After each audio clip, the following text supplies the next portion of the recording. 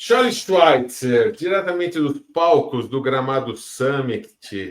Cara, a gente sabe que eventos a gente aprende bastante, ensina, né, quando a gente está nos palcos, mas quando a gente não está nos palcos, a gente aprende e troca bastante. O que você traz lá do Gramado Summit, meu querido? Bom, foram 3 dias intensos e eu concordo muito com isso que você disse agora. Até a Drum Wave, caso que a Nai trouxe agora, a gente viu na Rio Innovation Week no ano passado ali, eles estavam no palco do MIT. Então é sempre a oportunidade da gente estar em contato com tudo aquilo que está acontecendo do ponto de vista de tecnologia de borda, mas também negócios de borda. Mas, bom, nesses 3 dias de Gramado Summit, eu estive participando do palco Divergente, e a ideia sempre foi lá de que a gente podia atacar qualquer tipo de ideia, mas nunca atacar as pessoas, o que já, de certa forma, promoveu ali um debate bastante saudável. Eu acabei participando de quase 10 painéis, vários deles bastante polêmicos, mas sempre respeitando essas 4 linhas que foram desenhadas ali pelo curador do palco, que é o Luiz Candreva. E a gente, obviamente, falou muito sobre IA, meu iaiá, meu ioiô, né? Agora toda hora a gente só fala de IA. E teve algumas pedradas assim que eu considerei bastante interessantes, e aí vou trazer algumas delas para vocês aqui, né? A primeira é que foi dito isso dentro do palco, né? Não existe nenhuma inteligência artificial, nenhum agente de inteligência artificial capaz de fazer a prospecção de leads B2B melhor do que um bom ser humano na posição de SDR. E quem disser o contrário disso está fazendo isso para vender curso. Minha experiência prática. Eu, à frente da Tanto, como CEO da Tanto, usei e testei 3 ferramentas diferentes. Uma delas, inclusive, tida como, talvez, ali de responsabilidade de uma das maiores, ou da forma como ela se autoposiciona, como uma das maiores plataformas de venda. Testei durante 3 meses cada uma delas e o resultado foi 0 leads. Então, essa aqui eu tendo a concordar, é uma pedrada, e eu tendo a concordar com ela. Obviamente, estou sempre aberto a discutir, a testar coisas novas, etc., mas realmente a inteligência artificial e os agentes de inteligência artificial para prospecção de leads B2B realmente parece que não funcionam. Em contrapartida, teve uma palestra toda feita de uma forma bastante interessante, e talvez fique aqui uma dica já de uma ferramenta para que todo mundo possa testar. Tem uma versão gratuita que dá para testar até um determinado limite, eu acho que é interessante. Um dos palestrantes do palco Divergente, ele simplesmente pediu para o curador do palco mandar para ele um áudio, e aí não precisava se importar muito com o tamanho do áudio, fazendo um briefing do que ele queria exatamente ver dentro da palestra dele sobre inteligência artificial. Óbvio que ele tem um repertório e um conhecimento bastante interessante sobre inteligência artificial, mas ele pediu esse áudio. Esse áudio foi transcrito ao vivo por uma inteligência artificial, simplesmente transcrito, foi pedido depois ao ChatGPT para reorganizar aquilo no formato de um prompt pro Gama App. Gama App, esta é a dica que eu dou para vocês. E aí ele colou esse prompt no Gama App e pediu para o Gama App gerar uma apresentação. Colocou em modo apresentação e descobriu o primeiro slide junto com a gente ali e começou a fazer sua palestra. Então, de novo, ele tem um super repertório para falar sobre inteligência artificial, então quase que não importava muito o que fosse aparecer ali atrás, mas o nível de profissionalismo que tinha ali nos slides era bastante interessante e pode ser uma ferramenta bem legal de ganho de produtividade quando a gente precisa fazer as nossas apresentações corporativas. Eu mesmo tive a oportunidade também de demonstrar ali ao vivo uma ferramenta que eu criei usando o V0 da Vercel.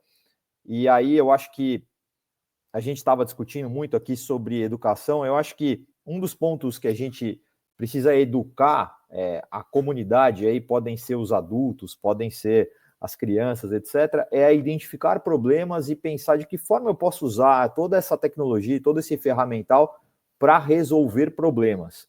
E aí eu usei o V0 da Vercel para criar uma ferramenta de análise de sites. Então, eu inclusive personalizei ela com temas da Fórmula 1 e etc. E aí basta eu digitar o endereço de um site que ela analisa para mim sobre 4 características, fundamentalmente: a performance, a acessibilidade, as boas práticas e o SEO. E dentro desses 4 critérios, ele pega a volta mais lenta, ou seja, o critério que tem a menor avaliação, e ainda dá para mim assim qual a recomendação para melhorar aquele indicador.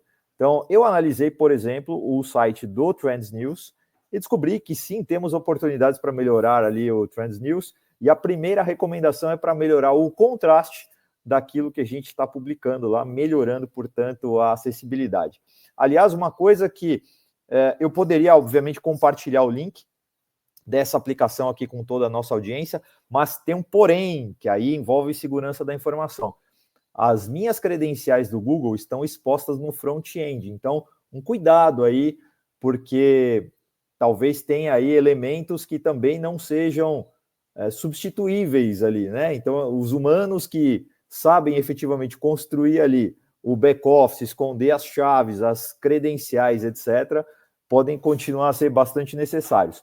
Mas, ao mesmo tempo, se alguém quiser depois, se alguém que tem um pequeno negócio quiser se conectar comigo aqui, quiser que eu faça depois essa avaliação e compartilhe os resultados, vai ser um prazer, tá?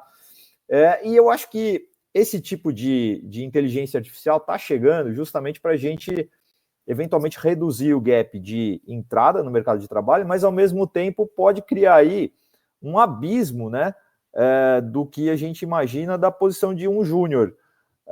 Será que as posições de júnior eventualmente vão desaparecer do mercado? Será que no futuro a gente vai ter que olhar para políticas e regulamentações, como a gente já tem hoje, por exemplo, para o caso dos estagiários, de desoneração de folha para posições júnior, justamente para as empresas poderem abraçar essa mão de obra que é facilmente substituível por uma inteligência artificial, para que a gente possa treinar pessoas para entrarem no mercado de trabalho e depois se desenvolverem para o nível pleno e sênior. Enfim, são coisas que ainda estão sem resposta.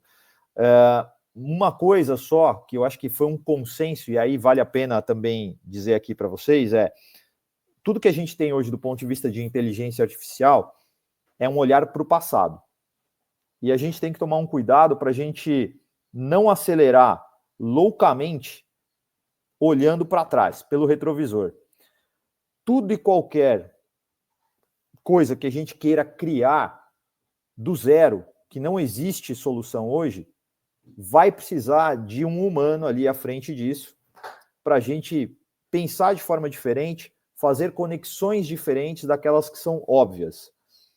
Obviamente que a gente tem acesso ali, enciclopédia, repertório, enfim, é isso que está ali na inteligência artificial e esse é o nosso assistente mais poderoso. Mas eu vou deixar uma recomendação aqui, até porque eu sei que depois de mim vai vir Alexandre Uehara, então eu já vou deixar uma indicação aqui de um documentário, filme, podem assistir no YouTube, TEDx, o que for, mas esse caso é bastante interessante e o Candreva fala muito disso. Chama-se Caçando o Assassino do Meu Filho. Não é um filme policial, é a história de um programador, o nome dele é Matt Might. O filho dele nasceu com uma doença genética e o prognóstico de toda a medicina era não ter o que fazer. São poucos ou quase nenhum caso que a gente tem documentado isso, e basicamente o que acontecia com o filho dele é que o filho dele não produzia lágrimas, então, além de outros problemas genéticos, mas ele perderia inclusive a visão, perderia o olho e etc. E aí o Matt Might se coloca em rota para caçar o assassino do filho dele. Vou dar um pouquinho de spoiler aqui para vocês, mas basicamente esse cara era um programador, ele entendeu que o código genético do nosso corpo também é uma linguagem de programação e ele resolveu procurar um bug dentro do código genético do filho dele, acabou encontrando um duplo recessivo e a partir do momento em que ele encontra um duplo recessivo ali que ele precisava mudar, ele foi descobrindo as formas de mudar isso e com o tempo o filho dele chorou e derrubou a primeira lágrima e aí ele criou o que se chama de medicina de precisão a partir daí. Então, nenhuma inteligência artificial vai poder criar esse tipo de coisa para a gente. Disso a gente vai efetivamente depender de um humano. Então, a única recomendação final que eu daria depois de todos esses dias de Gramado Summit é cuidado para a gente não acelerar demais olhando apenas pelo retrovisor. Renato Grau, devolvo para você, cara.